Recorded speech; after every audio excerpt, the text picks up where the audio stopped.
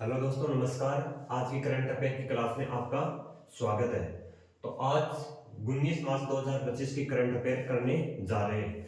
तो चलो हमारी जर्नी आगे स्टार्ट करते हैं। तो आज का करंट अफेयर की क्लास का पहला क्वेश्चन क्या है?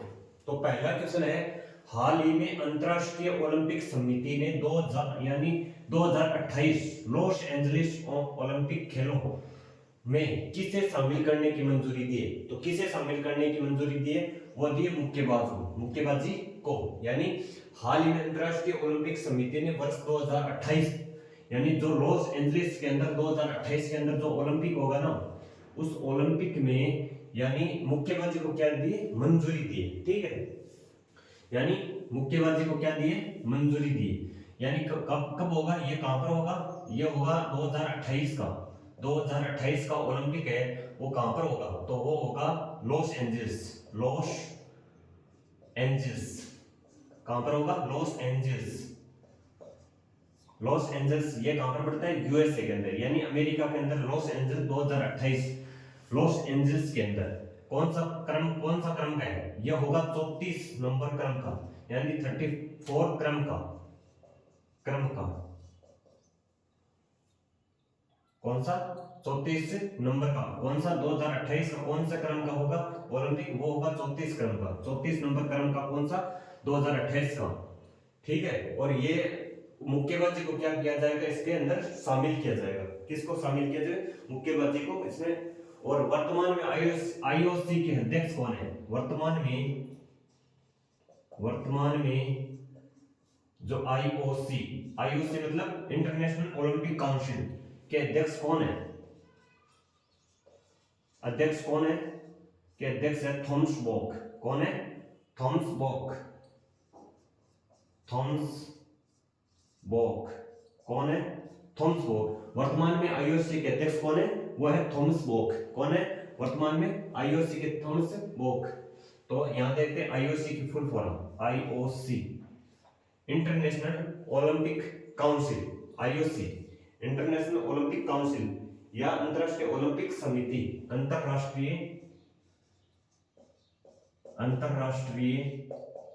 ओलंपिक समिति। ओलंपिक समिति। इसकी आईओसी की स्थापना कब हुई थी? इसकी स्थापना हुई थी 23 अगस्त 1896। कब हुई थी? 23 अगस्त 1896 के। तो अंतरराष्ट्रीय ओलंपिक दिवस कब मनाया जाता है? अंतरराष्ट्रीय ओलंपिक दिवस यानी 23 अगस्त को क्या मनाया जाता है? 23 अगस्त को क्या मनाया जाता है? वो मनाया जाता है अंतरराष्ट्रीय ओलंपिक दिवस।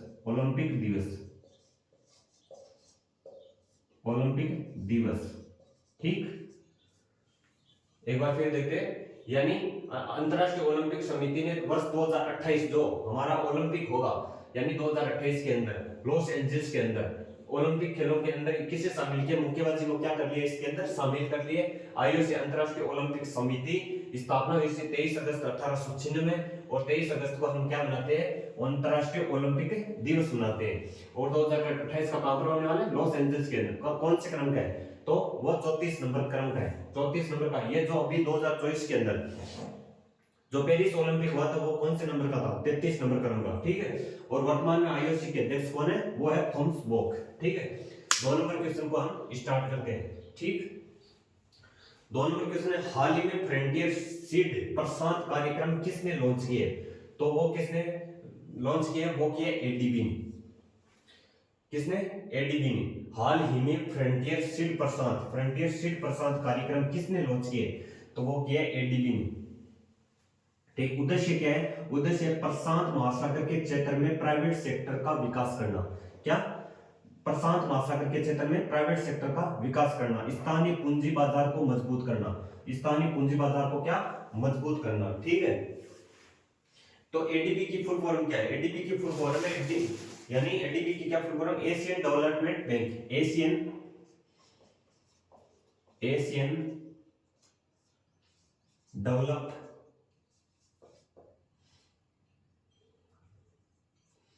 Development bank, Asian development bank, ठीक। एशियन डेवलपमेंट, एडीबी की स्थापना, एडीबी की स्थापना कब हुई थी? वो हुई थी 1966 के अंदर। कब हुई थी? 1966 के अंदर। और वर्तमान में इसमें सदस्य कितने, एडीबी के वर्तमान में सदस्य कितने हैं? वो सदस्य है वर्तमान में 69। और गुणनतमा कौन सा बना था? गुणनतमा कौन सा बना है? वो बना है यानी इजराइल। इजराइल कितने देश शामिल है इसके अंदर? गुणनतर देश शामिल है। गुणनतरमा बना था इजराइल। एडीबी को यानी एडीबी ने फ्रंटियर स्टेट प्रशांत कार्यक्रम किसने लॉन्च किया? वो किया एडीबी ने। किसने किया? एडीबी ने। और एशियन डेवलपमेंट बैंक एडीबी की फुल फॉर्म है। स्थापना हुई थी 1966 के अंदर और सदस्य है वर्तमान में गुणनतर। और गुणनतरमा कौन सा बना है? इजराइल बना है। कौन सा बना है? गुणनतरमा इजराइल बना है। तो इसका उद्देश्य क्या होगा? उद्देश्य होगा प्रशांत महासागर के क्षेत्र में प्राइवेट सेक्टर का विकास करना, ठीक है, और स्थानीय पूंजी बाजार को क्या करना? मजबूत करना, ठीक। चलो 3 नंबर क्वेश्चन क्या है? 3 नंबर क्वेश्चन है, हाल ही में इसरो के अध्यक्ष वी नारायण ने Shri S Ramakrishna thermal research centre का शुभारंभ कहां किया है? तो वो कहां पर किया है? आईआईटी मद्रास के अंदर। आईआईटी मद्रास के अंदर क्या किया है? इसका विकास किया है, शुभारंभ किया है, सॉरी क्या किया? शुभारंभ किया हाल ही में इसरो के अध्यक्ष। इसरो के अध्यक्ष कौन है? वी नारायण। वी नारायण ने Shri S Ramakrishna thermal research centre, Shri S Ramakrishna thermal research centre, इसका शुभारंभ कहां पर किया है? वो किया आईआईटी मद्रास के अंदर। कहां पर किया है? आईआईटी मद्रास के अंदर, ठीक है।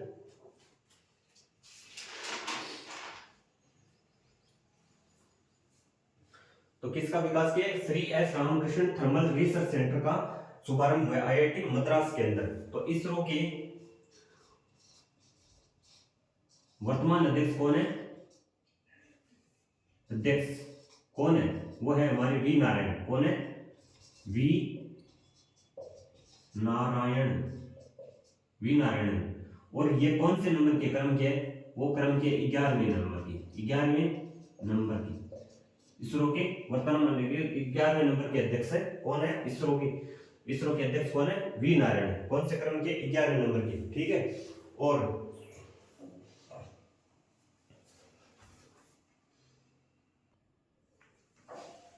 तो इसरो के प्रथम अध्यक्ष कौन थे?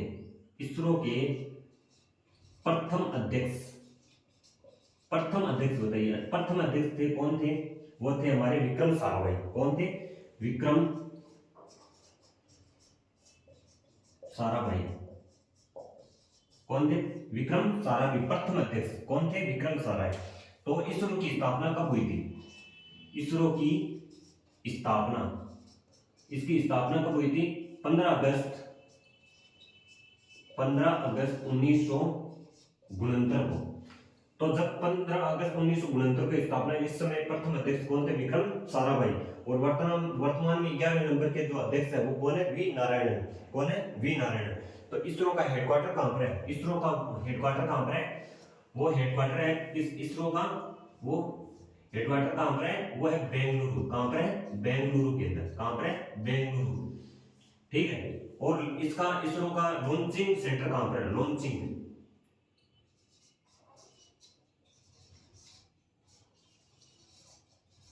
इसका लॉन्चिंग सेंटर कहां पर है? वह है श्रीहरिकोटा आंध्र प्रदेश, यानी सतीश धवन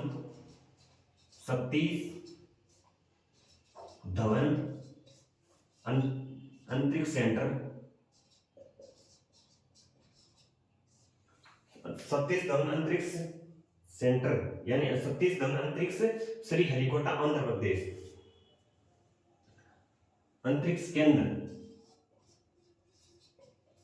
सतीश धवन अंतरिक्ष केंद्र श्रीहरिकोटा, श्रीहरिकोटा, ये कहां पर पड़ता है? ये पड़ता है आंध्र प्रदेश के अंदर, आंध्र प्रदेश।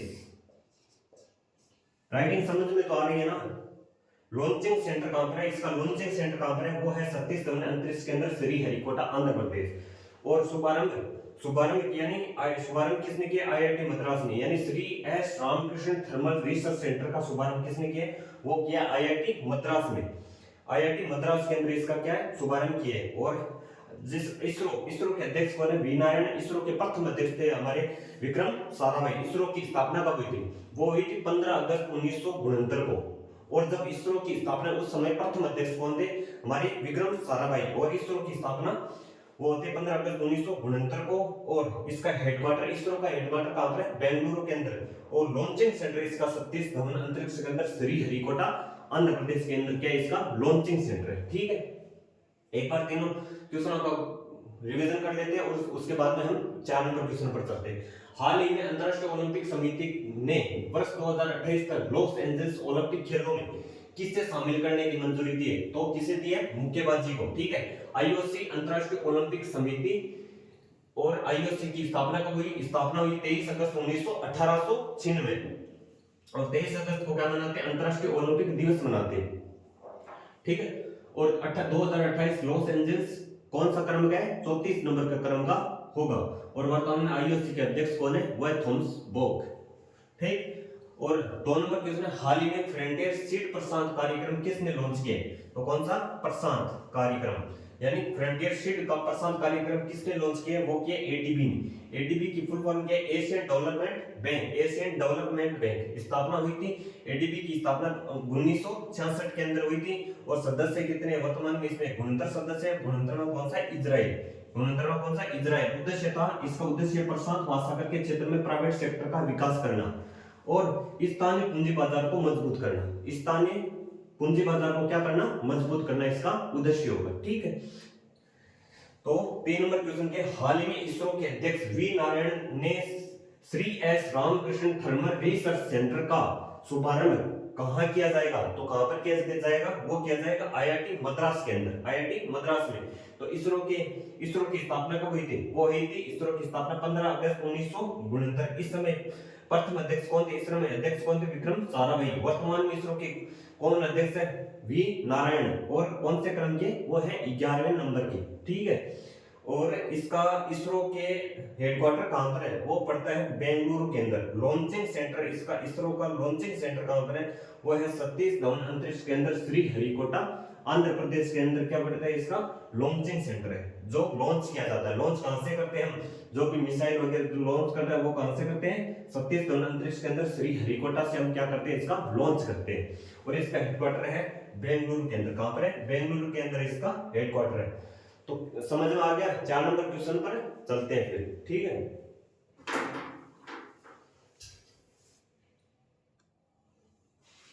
तो 4 नंबर क्वेश्चन क्या है? 4 नंबर क्वेश्चन है, हाल ही में नॉर्वे के वर्ष 2025 के होलब्रग पुरस्कार, कौन सा? होलब्रग पुरस्कार से किसे चुना गया है? तो वो किसे चुना गया? वो चुना गया गायत्री चक्रवर्ती को। गायत्री चक्रवर्ती को। और कौन सा पुरस्कार है? होलब्रग पुरस्कार। होलब्रग पुरस्कार कहां का है? वो ये है नॉर्वे का। कहां का? नॉर्वे का पुरस्कार। नॉर्वे का पुरस्कार कौन सा?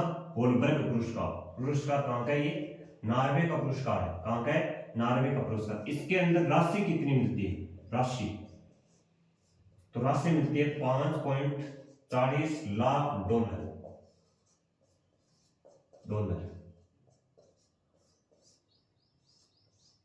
ठीक, कितनी राशि मिलती है इसके अंदर? 5.40 लाख डॉलर इसके अंदर क्या मिलती है? राशि मिलती है।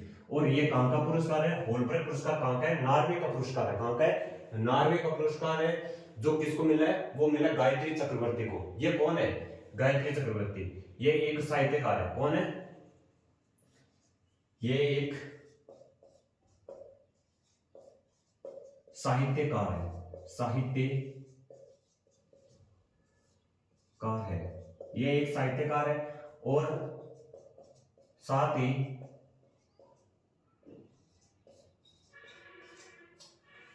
ये एक संविदा, यानी ये एक साथ में क्या है, मतलब हाल ही में नॉर्वे के मतलब गायत्री चक्रवर्ती एक कौन है? साहित्यकार है। और साथ में ये क्या है? एक संविदाकार भी है। कौन है ये? एक साथ में संविदाकार भी है। ठीक है,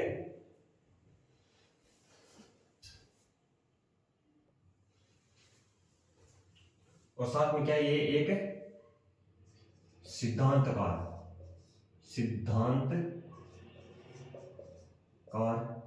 भी है।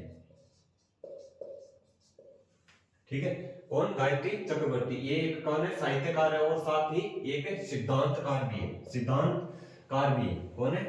गायत्री चक्रवर्ती। हाल ही में नॉर्वे के वर्ष 2025 के होल्ब्रे पुरस्कार से किसको चुना गया? गायत्री चक्रवर्ती को। ये एक साहित्यकार है और साथ ही एक सिद्धांतकार भी है। और नॉर्वे का पुरस्कार है कौन सा? होल्ब्रे पुरस्कार। राशि इसमें के अंदर कितनी मिलती है? 5.40 लाख डॉलर इसके अंदर राशि मिलती है। ठीक है, क्लियर है? तो 5 नंबर क्वेश्चन क्या है? हाल ही में पहली बार एशिया से बाहर कबड्डी विश्व कप 2025 का 25 कहां प्रारंभ होगा? तो वो कहां पर प्रारंभ होगा? वो प्रारंभ होगा इंग्लैंड के अंदर। तो इसको होस्ट करने वाला कौन है? होस्ट करने वाला कौन है? इसको होस्ट करने वाला कौन है? इंग्लैंड। एशिया से पहली बार भारत से यानी एशिया से बाहर प्रारंभ होने जा रहा है कबड्डी विश्व कप 2025। ठीक, होस्ट करने वाला कौन है? इंग्लैंड। और कबड्डी के अंदर कितने खिलाड़ी होते हैं? तो कबड्डी में खिलाड़ी की संख्या कितनी है? खिलाड़ी कितने होते हैं इसके अंदर? वो होते हैं 7। ठीक, कितने खिलाड़ी होते हैं? 7 खिलाड़ी होते हैं। और कबड्डी किस देश का राष्ट्रीय खेल है? तो कबड्डी किस राष्ट्रीय खेल यानी बांग्लादेश का राष्ट्रीय खेल। बांग्लादेश का राष्ट्रीय खेल।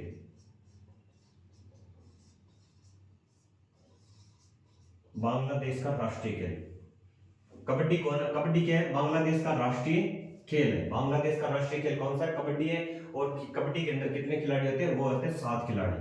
और इसको कबड्डी यानी ये पहली बार एशिया से बाहर है, यानी कबड्डी विश्व कप 2025 प्रारंभ होने जा रहा है। वो कहां पर है? इंग्लैंड के अंदर। इसको होस्ट कौन करेगा? इंग्लैंड करेगा। और कबड्डी के अंदर कितने खिलाड़ी होते हैं? 7 खिलाड़ी होते हैं। और बांग्लादेश का क्या है? ये राष्ट्रीय खेल है। ठीक है, 6 नंबर क्वेश्चन क्या है? 6 नंबर क्वेश्चन है हाल ही में स्वरोजगार को बढ़ावा देने के लिए राजीव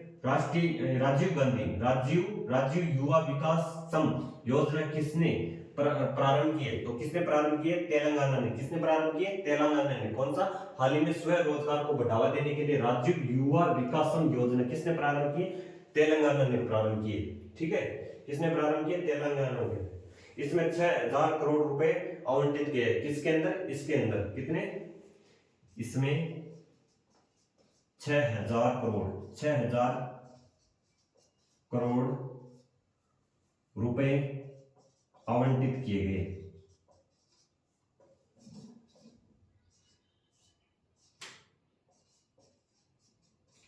हैं। ठीक है, इसमें 6000 करोड़ रुपए क्या किए गए? आवंटित किए गए। कितने करोड़? 6000 करोड़। ठीक, 7 नंबर क्वेश्चन क्या है? हाल ही में मानव कोरोना वायरस HKU1 का मामला कहां पर दर्ज हुआ है? तो वो कहां पर प्रारंभ दर्ज हुआ है? वो कोलकाता के अंदर। यानी मानव कोरोना वायरस HKU का मामला कहां पर मिला है? वो मिला है कोलकाता के अंदर। कोलकाता के अंदर इसका मामला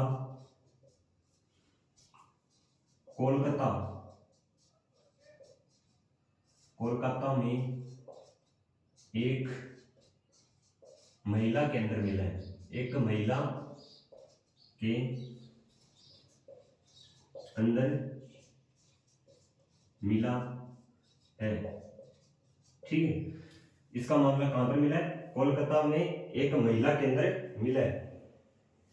कौन सा? मानव कोरोना वायरस। कौन सा? मानव कोरोना वायरस।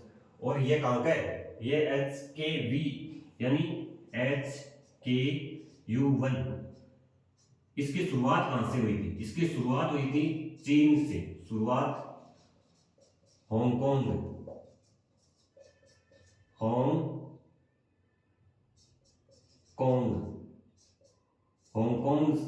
यानी चीन से इसकी क्या हुई थी? शुरुआत हुई थी। HKU1 की शुरुआत कहां से शुरू हुई थी? इसकी शुरुआत हुई थी हांगकांग से। मानो कोरोना वायरस है, लेकिन ये जो कोरोना वायरस था कोविड-19 उसके मुकाबले ये थोड़ा कमजोर है। मतलब यानी जो 2019 के अंदर हमारा कोरोना वायरस आया था ना, उसके मामले में इसकी क्षमता क्या है? कमजोर है। ठीक है। और इसकी शुरुआत कहां से हुई थी? हांगकांग, चीन से इसकी शुरुआत हुई है। और इसका मामला अभी कोलकाता में एक महिला के अंदर दर्ज हुआ है। ठीक है। महिला के अंदर इस कोरोना वायरस मिला है। ठीक है। थोड़ा कोलकाता के बारे में थोड़ा पढ़ें। कोलकाता किस नदी के किनारे है? तो वो है हुगली नदी। कौन सी? हुगली नदी के किनारे। हुगली नदी के किनारे कोलकाता। और कोलकाता के अंदर एक एयरपोर्ट है, उस एयरपोर्ट का नाम क्या है? वो है, कौन सा एयरपोर्ट है? वो सुभाष चंद्र बोस। सुभाष चंद्र एयरपोर्ट कहां पर है? सुभाष चंद्र बोस हवाई अड्डा कहां पर है? कोलकाता हवाई अड्डा। हवाई अड्डा कहां पर है? सुभाष चंद्र बोस हवाई अड्डा कहां पर है? वो है कोलकाता के अंदर। और हुगली नदी के किनारे, कौन से? हुगली नदी के किनारे कौन है? कोलकाता। किस नदी के किनारे? हुगली नदी के अंदर। ठीक है। और पहली बार कोलकाता के अंदर पहली बार यानी अंडर वाटर यानी मेट्रो की शुरुआत कहां से होगी? तो वो पहली बार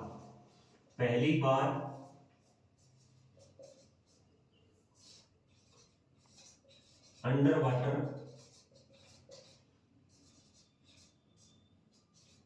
मेट्रो की शुरुआत कहां से होने वाली है? वो होने वाली है कोलकाता के अंदर। पहली बार अंडर वाटर मेट्रो की शुरुआत कहां से होगी? वो होगी कोलकाता से। ठीक है। कहां से होगी? कोलकाता से। तो चलो अभी इन क्वेश्चनों को एक बार रिवीजन कर लेते हैं, उसके बाद में हम नेक्स्ट क्वेश्चन पर चलते हैं। ठीक है। तो पहला क्वेश्चन क्या है? 4 नंबर है, हाल ही में नॉर्वे के वर्ष 2025 के होलब्रग पुरस्कार के लिए किसे चुना गया है? तो किसे चुना गया है? गायत्री चक्रवर्ती को। और ये एक साहित्यकार है और साथ ही ये क्या है? एक सिद्धांतकार भी है। ठीक है। और नॉर्वे का पुरस्कार है, कौन सा? होलब्रग पुरस्कार किसका है? नॉर्वे का पुरस्कार है। ठीक है। और राशि इसके अंदर कितनी दी जाती है? इस पुरस्कार के अंदर $5.40 लाख राशि इसके अंदर दी जाती है।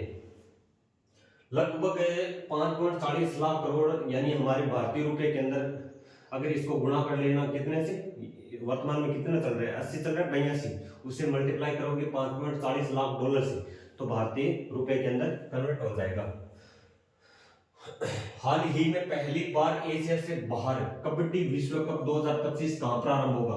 तो कहां प्रारंभ होगा? वो होगा इंग्लैंड के अंदर। और इसको होस्ट करने वाला कौन है? इंग्लैंड। यानी इस कबड्डी प्रतियोगिता को होस्ट कौन करेगा? इंग्लैंड करेगा, जो पहली बार भारत यानी एशिया से बाहर इसका आयोजन होने जा रहा है। कहां पर? इंग्लैंड के अंदर। और खिलाड़ी इसके कबड्डी के अंदर खिलाड़ी कितने होते हैं? 7 खिलाड़ी होते हैं। और ये बांग्लादेश का क्या है? राष्ट्रीय खेल है। ठीक है। 6 नंबर क्वेश्चन है, हाल ही में स्वरोजगार को बढ़ावा देने के लिए राजीव युवा विकासम योजना किसने प्रारंभ की है? तो किसने प्रारंभ की है? तेलंगाना ने इसको प्रारंभ किया। इसके अंदर यानी इसमें 6000 करोड़ रुपए का क्या किया गया? आवंटित किए गए। यानी इस रोजगार को बढ़ावा देने के लिए कितने? 6000 करोड़ रुपए क्या किए गए? आवंटित किए गए।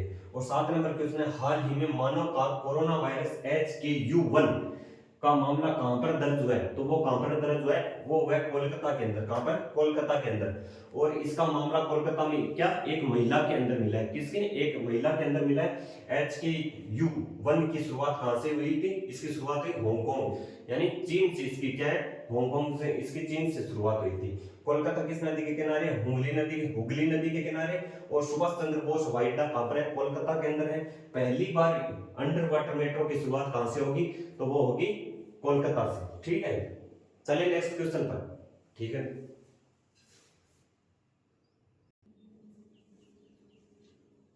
8 नंबर क्वेश्चन क्या है? 8 नंबर क्वेश्चन है, हाल ही में छत्रपति शिवाजी महाराज को समर्पित पहले मंदिर का उद्घाटन कहां हुआ है? तो वो कहां पर हुआ है? महाराष्ट्र के अंदर। यानी हमारे छत्रपति जो शिवाजी महाराज है, इनका जो मंदिर बना है, उसका उद्घाटन कहां पर हुआ है? महाराष्ट्र के अंदर। छत्रपति शिवाजी महाराज का यानी कहां पर मंदिर बना है? वो बना है भिवंडी। जो भिवंडी स्थान है, भिवंडी स्थान पर मंदिर बनने जा रहा है। मंदिर बनने जा रहा है। इस मंदिर का उद्घाटन कहां पर हुआ है? महाराष्ट्र के अंदर, यानी भिवंडी स्थान कहां पर पड़ता है? ये पड़ता है यानी थाने, थाने के पास, यानी महाराष्ट्र,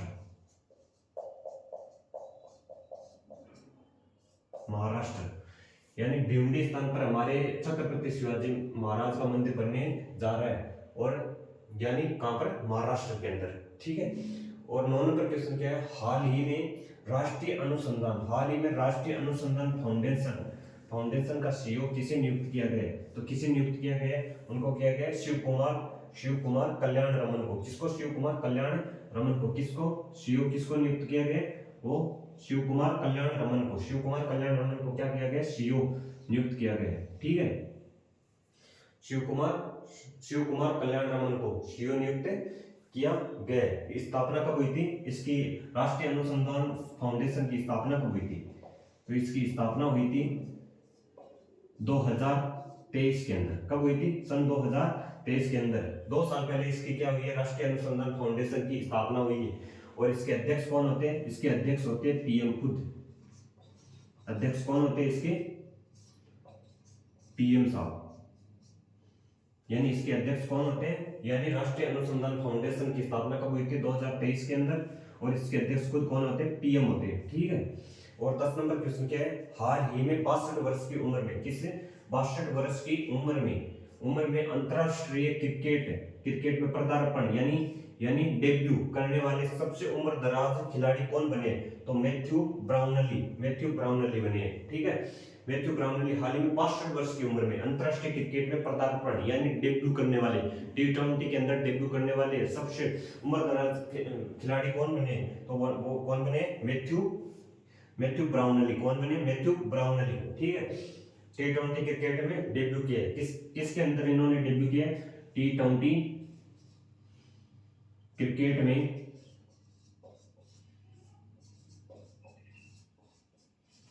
डेब्यू किया है। T20 क्रिकेट में इन्होंने क्या किया? डेब्यू किया है। कितनी उम्र है इसकी? इनकी 62 वर्ष की उम्र में इन्होंने क्या किया? अंतरराष्ट्रीय क्रिकेट में पदार्पण करने वाले सबसे उम्र दराज खिलाड़ी बन गए मैथ्यू ब्राउनली। और T20 क्रिकेट के अंदर क्या किया? इन्होंने डेब्यू किया। ठीक है।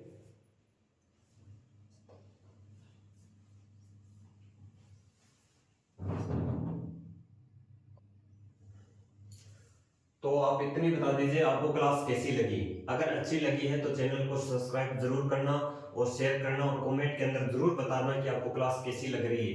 प्लीज चैनल को ज्यादा से ज्यादा शेयर करें। और यानी जो हम क्लास ले रहे हैं या किसी भी एग्जाम के लिए ले सकते हैं, बहुत मेहनत लग रही है आपको, सारे कंटेक्ट मिल रहे हैं। साथ में जो स्टैटिक जीके वो भी मैं साथ में बता रहा हूँ। यानी इनका यानी करंट अफेयर के साथ साथ में यानी पूरे विस्तार से हम इसको समझ रहे हैं। तो प्लीज चैनल को सब्सक्राइब जरूर करना और रोज क्लास के साथ जुड़ना ना भूलें, क्योंकि आपको कंटेंट मिलना चाहिए। चाहे कैसे बोर्ड पर पढ़ाया जाए, यानी बोर्ड चाहे कौन सा भी हो, हमें कंटेंट मिलना चाहिए। कंटेंट आपको पूरा दिया जा रहा है। यानी लगभग हर दिन 10 क्वेश्चन होते हैं करंट अफेयर के, तो वो एकदम बेस्ट क्वेश्चन होते हैं। यानी किसी न किसी एग्जाम के अंदर पूछे ही जाएंगे और पूछे जा रहे हैं क्वेश्चन करंट अफेयर के।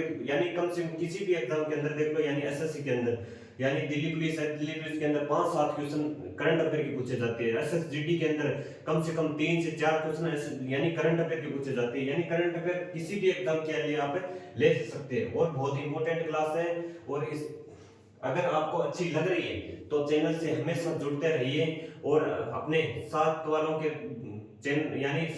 को भी बताइए और इस चैनल को ज्यादा से ज्यादा शेयर भी कीजिए। ठीक है। तो मिलते हैं फिर नेक्स्ट क्लास में। तब तक के लिए जय हिंद, जय भारत, थैंक यू।